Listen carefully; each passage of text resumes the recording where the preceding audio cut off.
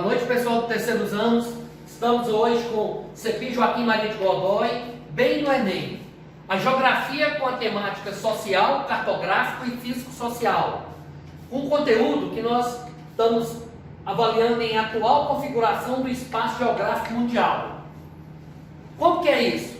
É o palco das realizações humanas, no entanto, abriga todas as partes do planeta passíveis de serem analisadas, catalogadas e classificadas pelas inúmeras especialidades da ciência geográfica. Essa ciência geográfica é muito ampla, então ela vai abranger quase que um todo, mas subdividindo ela vai trazer para nós as suas configurações. Como que é isso? A configuração ou as configurações do mundo contemporâneo a partir da geopolítica mundial, ou estudo da política mundial, tem sofrido grandes modificações nos últimos 30 anos. A partir da década de 1980, as sucessivas dissoluções dos regimes socialistas na Europa, marcadas pela queda do Muro de Berlim em 1989, e o enfraquecimento do Império Soviético, demonstraram que a configuração das relações políticas internacionais pós-Segunda Guerra estava prestes a se reestruturar.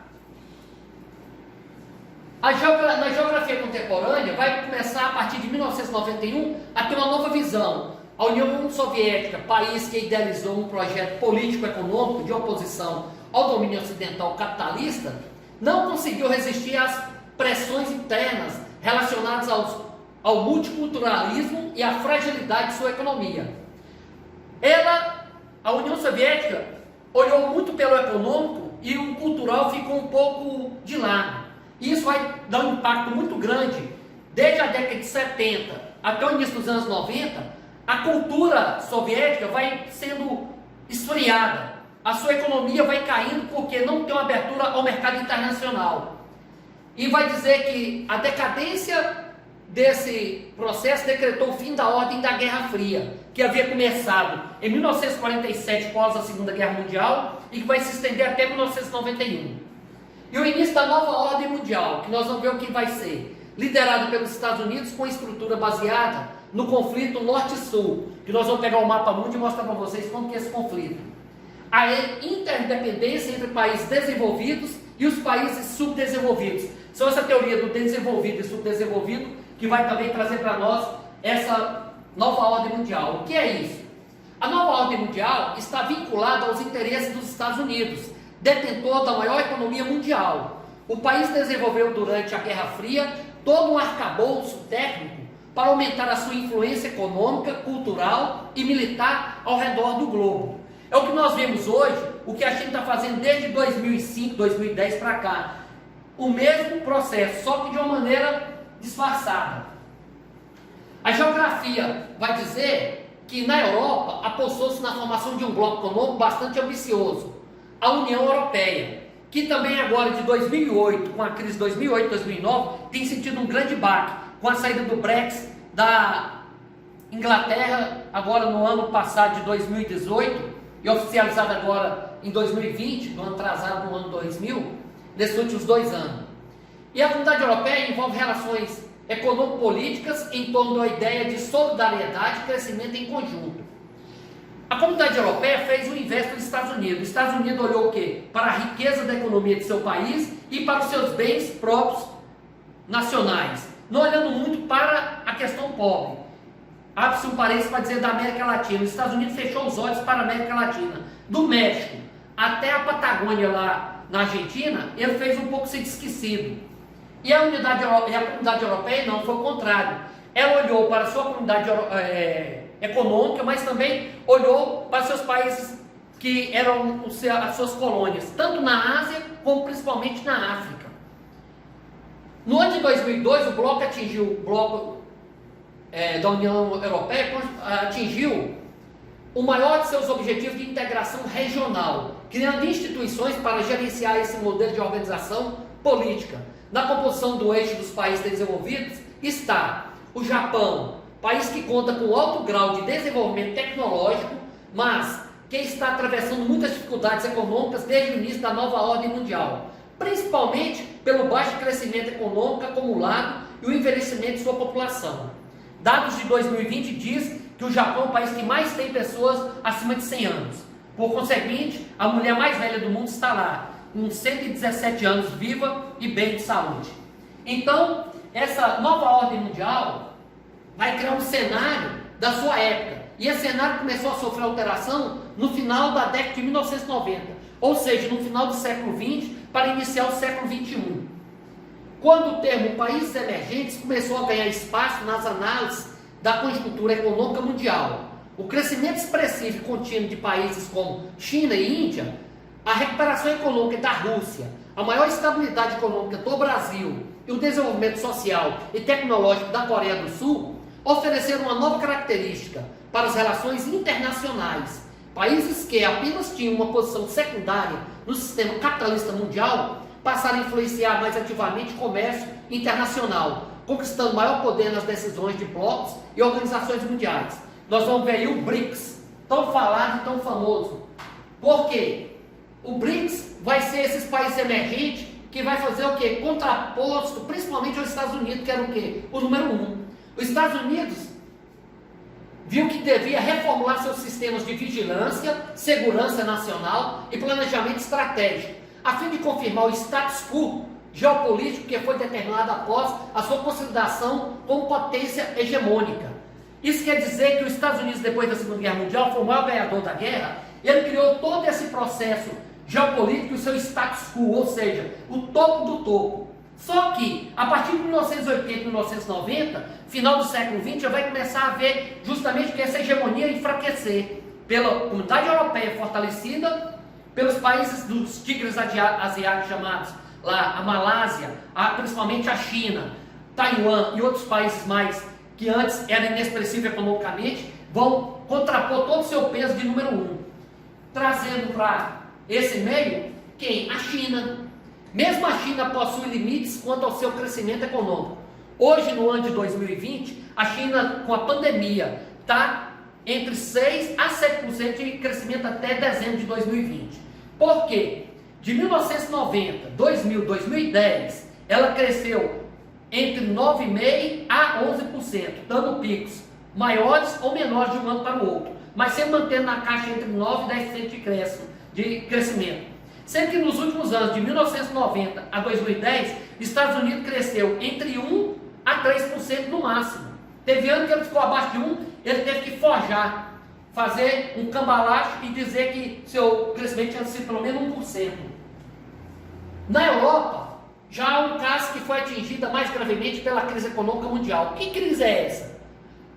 A crise de 2008 e 2009. Porque a grande crise do século XX foi de 1929, que vai perpassar final da Primeira Guerra Mundial, adentrar toda a Segunda Guerra Mundial e correr todo o período da Guerra Fria que nós vamos ver daqui a um pouco. Deve ocorrer uma mudança no planejamento de suas instituições, ou seja, da comunidade europeia, que ainda precisam ser fortalecidas antes de apostarem na integração de países que possuem economias mais frágeis e limitadas a setores menos modernos ou até mesmo pouco produtivos. Veja só, a Europa tem um problema. A sua revolução industrial, desde o século XVI, primeira, segunda e terceira revolução industrial, vai trazer a ela o quê? Um grande poderio econômico no âmbito da indústria, principalmente da metalurgia e de componentes futuramente que são hoje eletroeletrônicos. Só que, no final dos anos 90, essa parte dessa indústria europeia forte vai migrar muito para a Ásia, certo? Então, vão trazer para nós que a ONU, no caso mundial, mais do que transformação na paz americana, merece destaque a reformulação da ONU, a Organização das Nações Unidas. A atual configuração da organização supranacional parece estar mais condizente com o momento histórico que a Europa viveu entre o final do século XIX e a Segunda Guerra Mundial, a redefinição das fronteiras. Aí vai entrar a geopolítica, que é o quê? Esse estudo da definição ou redefinição de fronteiras.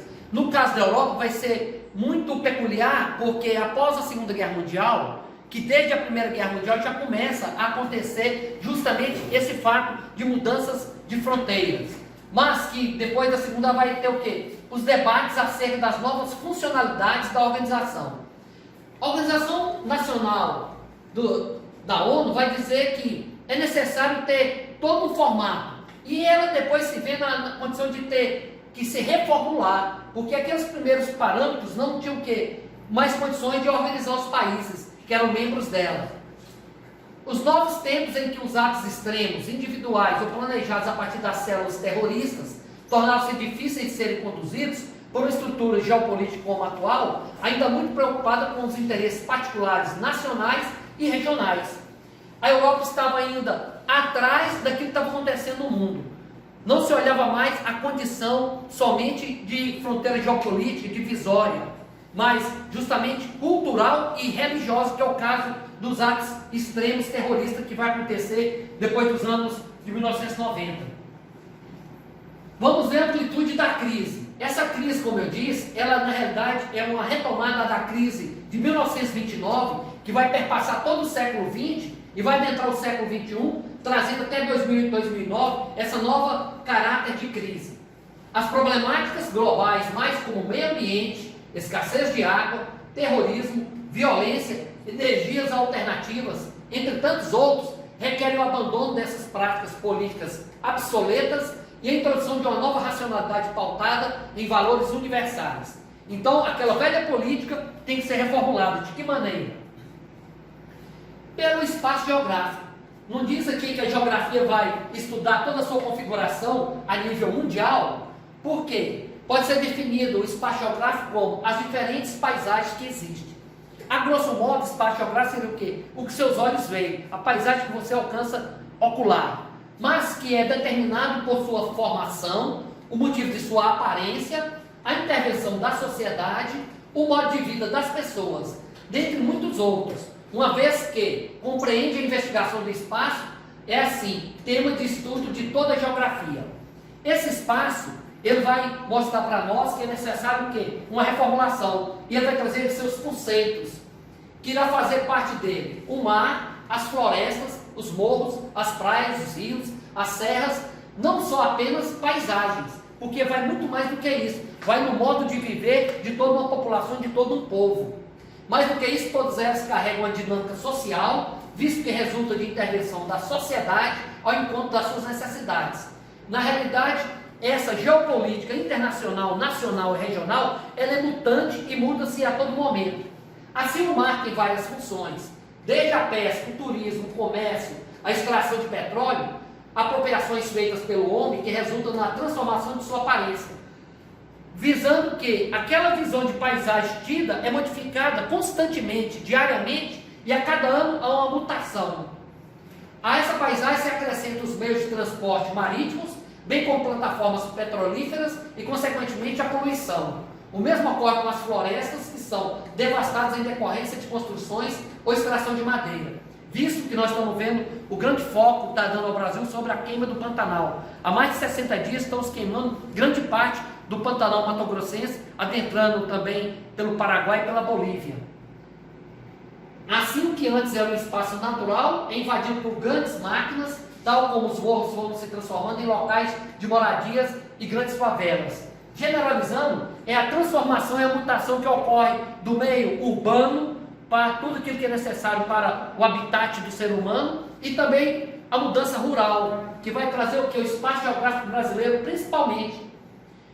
No início da colonização do Brasil, a população vivia especialmente no litoral. Esse local era estratégico para o cultivo de cana-de-açúcar, que tinha como finalidade de exportação.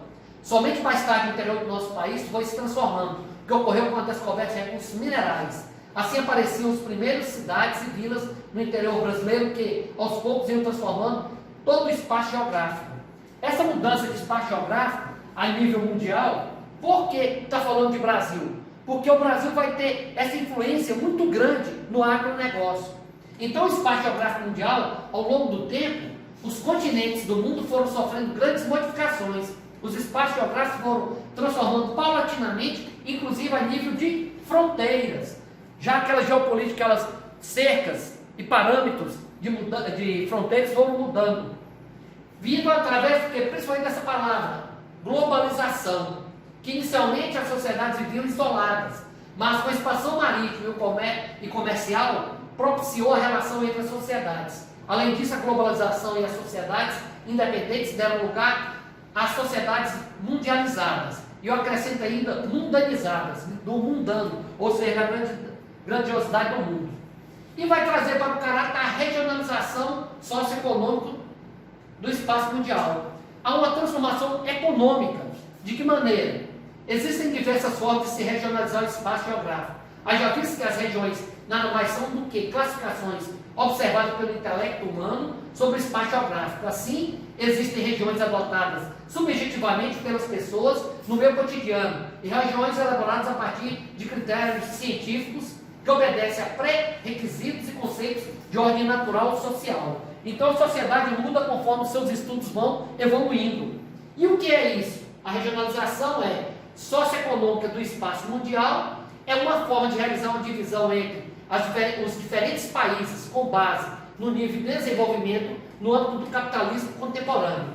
Se o capitalismo prevaleceu sobre aquele sistema comunista lá de 1917 com Lenin, depois nos anos 40 com Stalin, que depois vai expandir para Cuba e vai para a Coreia do Norte e que vai adentrar a China, visto que ela vai perder força no final dos anos 80 para 90, basicamente vai tratar-se de uma atualização da chamada teoria dos mundos, que é regionalizar o planeta com base em países de primeiro mundo, ou seja, capitalistas desenvolvidos, e os de segundo mundo, aqueles de economia planificada, no caso os socialistas comunistas, e o terceiro mundo, chamado de capitalistas subdesenvolvidos, que eram os países da América Latina principalmente, continente africano e uma grande parte da Ásia. Uma questão a ser dita, que no caso da regionalização socioeconômica, considera-se apenas a existência do primeiro, o país desenvolvido no caso, e os terceiros mundos. Porque aqueles de economia planificada ou comunista foram se perdendo. Haja vista que a perspectiva socialista ou planificada não possui mais abertura no plano internacional após a queda do Muro de Berlim. Foi o que aconteceu com a China. A China, quando viu que essa economia não desenvolvia, ela mudou em 1978, os seus governantes mudaram o caráter de política econômica chinesa, o que foi um grande salto, fez dela a potência que ela é. Então veja como classificar. A regionalização classifica os países em dois principais grupos. De um lado, os países norte desenvolvidos ou superiores, e de outros países subdesenvolvidos. Por isso muitos chamam essa divisão de regionalização norte-sul. Como que fica isso? Vai ficar desse modo.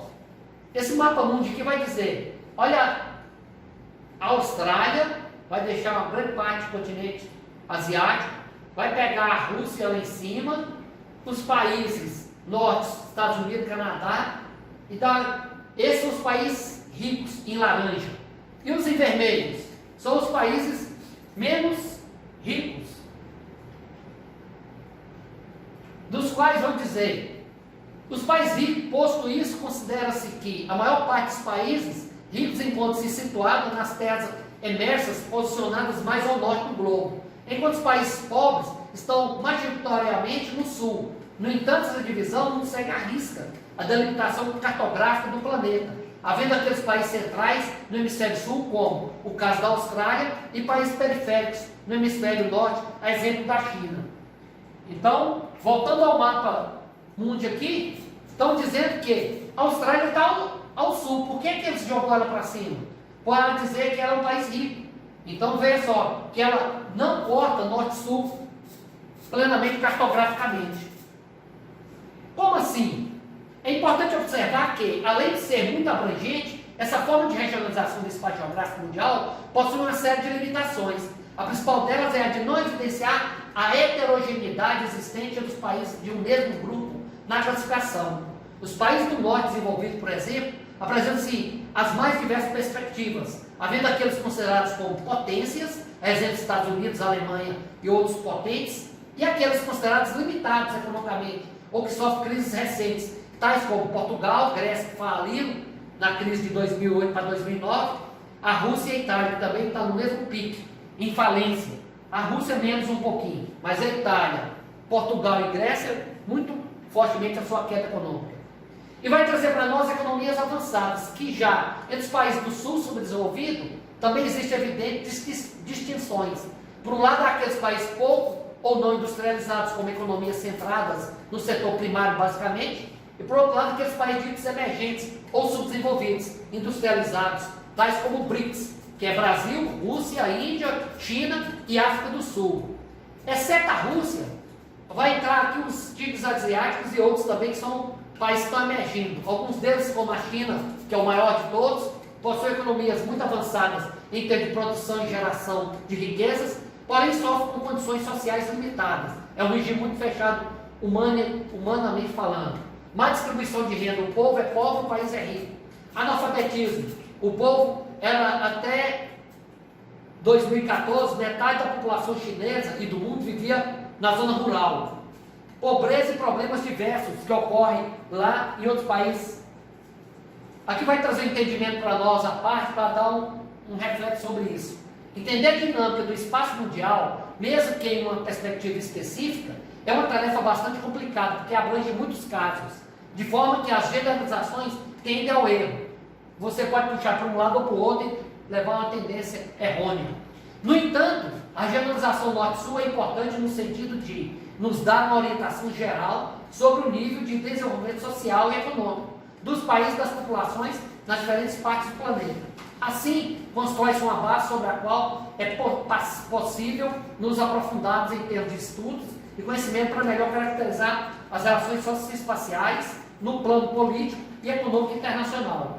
Isso quer dizer que não é tão difícil assim. Nós trazemos aqui para vocês alguns exercícios que nós vamos pautá-los para que possam ajudar a desenvolver esse pensamento, essa maneira de pensar. Eu gosto muito de dizer que a filosofia resolve muitos casos nossos, a maneira de pensá-los. Nessa questão de configuração mundial do espaço geográfico mundial, é muito importante você olhar o caráter filosófico que prende esses idealismos. O que faz os Estados Unidos ser uma potência? Qual a ideologia que eleva? Do capitalismo? Sim. Quem são seus pensadores, filosoficamente falando? A China tem caráter comunista, socialista? Sim. Quem são os seus pensadores que formulam esse caráter de pensamento filosófico? Então, são isso. Esse caráter que Karl Marx vai dar à China, a Cuba, a Coreia do Norte e alguns outros países de caráter socialista, e aqueles que pensadores como Robespierre e outros pensadores menos socialistas e capitalistas vão dar de caráter aos países capitalistas. Hobbes vai dizer, lá no século XVII, que haveria de mudar a maneira de ser pensado o mundo socialmente, politicamente e economicamente. Isso vai perpassar o que vai estar chegando hoje para nós, pós ou quase fim da crise 2008-2009, que teve um grande boom lá nos Estados Unidos e que vai trazer para nós hoje, nesse período de pandemia em 2020, ressaca de uma crise postergada pela doença ou pelo vírus. Aqui nós estamos trazendo o exercício, e esse primeiro exercício vai trazer para nós o pensamento de Tanaka Martinez, que vai dizer no seu livro sobre geopolítica atual, abre aspas, não podemos negar que a nova ordem, no caso ele está falando da nova ordem mundial, que está se desenhando, começou sua gestão dentro da Guerra Fria, durante toda a sua evolução, de 1945 a 1985, e na realidade vai até 1991. A Guerra Fria envolveu outros aspectos que para a época foram considerados secundários pelos analistas, mas que acabaram aflorando a superfície após o colapso do socialismo no leste europeu. Talvez o aspecto mais marcante das relações internacionais nos últimos anos tenha sido o deslocamento da preocupação essencial com a questão militar e a guerra nuclear, que foi dando lugar a uma preocupação mais urgente com os movimentos da economia mundial. Fecha aspas. A pergunta que se faz é, a geopolítica da nova ordem mundial diferenciou-se do cenário configurado no âmbito da ordem da Guerra Fria? Por quê? Letra A, pela multiplicação dos centros de disputa global. B, alteração dos núcleos de poder. C, proliferação dos conflitos armados de grande porte. D, eliminação das intervenções imperialistas. E o último, letra E, bipartidarização do sistema econômico. Essa questão do Martinez, ela ressalta isso. Se toda essa Guerra Fria, esse período pós-Guerra Fria, pós-Segunda Guerra Mundial, mudou a geopolítica mundial, o que afetou mais essa mudança? Qual foi a diferença peculiar? Ele vai dizer para nós que a resposta está na alternativa A, que é a multiplicação dos centros de disputa global. Por quê? Porque a principal característica da transição da Guerra Fria para a nova ordem mundial foi a alteração do sistema bipolar entre os Estados Unidos e a extinta União Soviética para a multipolaridade entre os Estados Unidos, os países da Europa, ou seja, da comunidade europeia, e os países emergentes, aqueles do BRICS, Brasil, Rússia, China, Índia e África do Sul. Embora o primeiro país citado se encontre em uma posição hegemônica, que é o caso dos Estados Unidos, houve, portanto, uma multiplicação no sentido de aumento dos centros de disputa. Então, essa multiplicação do centro de disputa é a resposta certa para essa questão que o Martinez traz para nós, respondendo a pergunta dada essa questão. Vamos para a segunda, que vai trazer para nós justamente também um texto, se tirar a notícia do jornal O Globo, do dia 16 de março de 2011, que está nesse site do Globo, que diz, abre aspas, criada após a Segunda Guerra Mundial, na década de 40, para manter a paz e segurança no mundo, o Conselho de Segurança das Nações Unidas se tornou obsoleto diante do que é hoje a geopolítica mundial. Na avaliação não só do Brasil, mas de outros países com a ambição de ocupar uma vaga permanente, com destaque para a Índia, Japão, Alemanha e algumas nações africanas.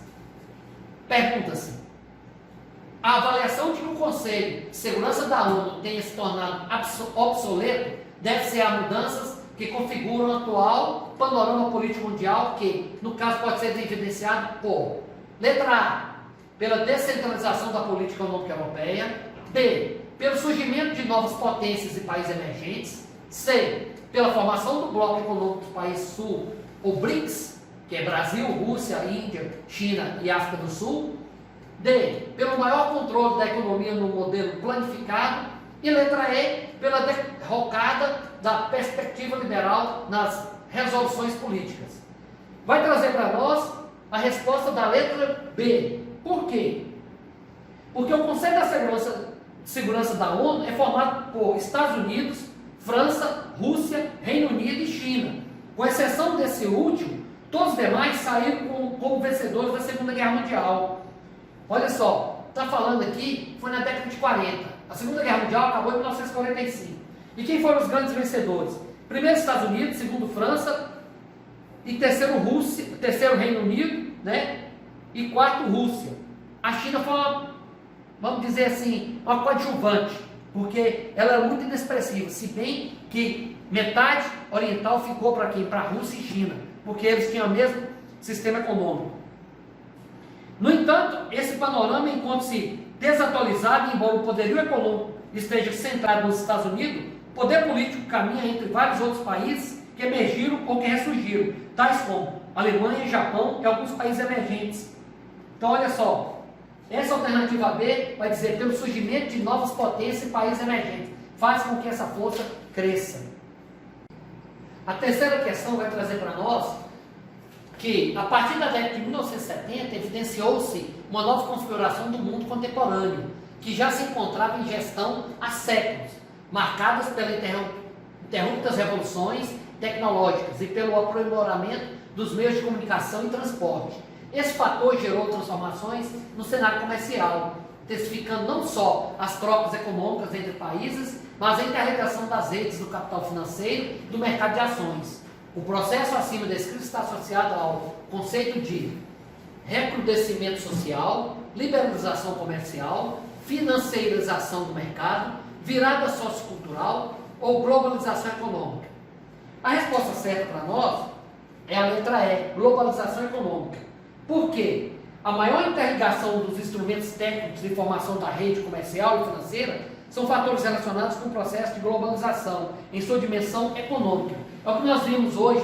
Tão facilmente você adentra pela internet um site em qualquer canto do mundo e compra alguma coisa, algum objeto, algum bem que você queira através do quê? Do sistema econômico globalizado.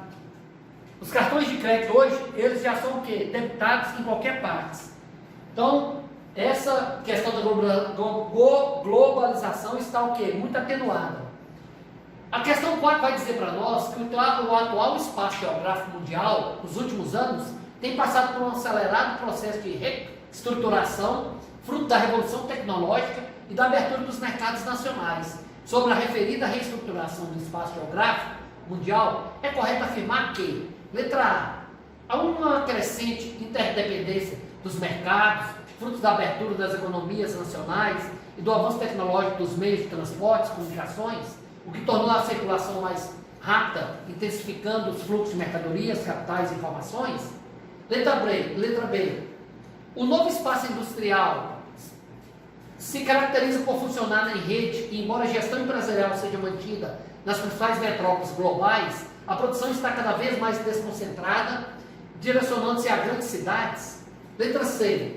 A dimensão cultural da globalização provoca a padronização dos costumes, tendo como referência os hábitos dos países centrais, sobretudo os Estados Unidos. Essa tendência enfrenta resistência em algumas regiões do mundo, como o Oriente Médio. Por quê? Grande parte da população dessa região busca um modo de vida mais consumista. Letra D. Há um fortalecimento das transnacionais, pois essas assumem várias funções que antes eram exercidas pelos estados, como o controle dos meios de comunicações e energia. Além disso, essas corporações vêm expandindo suas áreas de influência por meio de processos de fusões e aquisições, o que tem eliminado as fronteiras políticas e econômicas dos estados nacionais. A resposta certa é a letra A. Por quê? Ela vai dizer para nós que há uma crescente interdependência. Com o quê? Com a globalização e abertura do capital. Elevou-se a integração e, consequentemente, a interdependência entre os países. Tal fator intensificou-se com as acelerações provocadas pela evolução do meio técnico. Então, ou seja, a tecnologia tem sobreposto uma grande força sobre aquilo que tinha de hegemonia dos países envolvidos. No caso aí, cita-se principalmente os Estados Unidos, mas que está sendo engolido pela China, nesse campo da tecnologia e desenvolvimento de vendas, economicamente. E por último, a questão 5, que vai trazer para nós um texto de Giometti, do seu livro Leitura do Espaço Geográfico, que ele faz sobre lugar, paisagem, território, vai trazer essa citação, abre aspas. No conceito de espaço geográfico está implícita a ideia de articulação entre natureza e sociedade.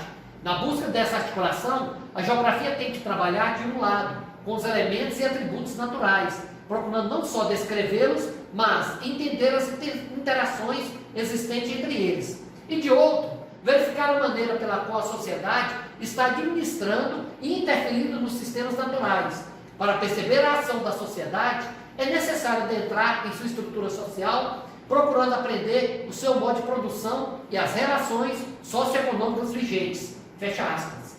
Pergunta-se, na conceituação acima apresentada, temos a geografia como uma ciência da natureza e da sociedade, no sentido de, letra A, descrever as metanarrativas individuais do natural e do social. B, evidenciar as relações de interação entre dois elementos da realidade. C, compreender as dinâmicas naturais dos espaços humanizados. D, avaliar as estruturas dos sistemas naturais para neles interferir. E por último, letra E, evidenciar a complementaridade nula entre o espaço e as práticas humanas. A resposta certa é a letra B. Por quê? Evidenciar as relações de interação entre esses dois elementos da realidade. Ou seja, o que ele está falando que o homem interfere na natureza e a natureza não consegue manter-se como era, ou pelo menos um pouco. Então, é essas questões que as teorias e os pensamentos vão trazer sobre essa atual configuração do espaço geográfico mundial. Vou passar para deixar para vocês os exercícios, vou deixar o texto e também os slides, que é tirado do texto. O jeito que vocês acharem mais fácil para estudar. E um bom Enem para todos que estão inscritos. Acredito que as 3 turmas farão o Enem, pelo menos a maior parte. Felicidade para vocês lá e que vocês possam estudar mais os teóricos, as teorias e as filosofias de um modo de pensar desse mundo globalizado. Boa aula. Obrigado.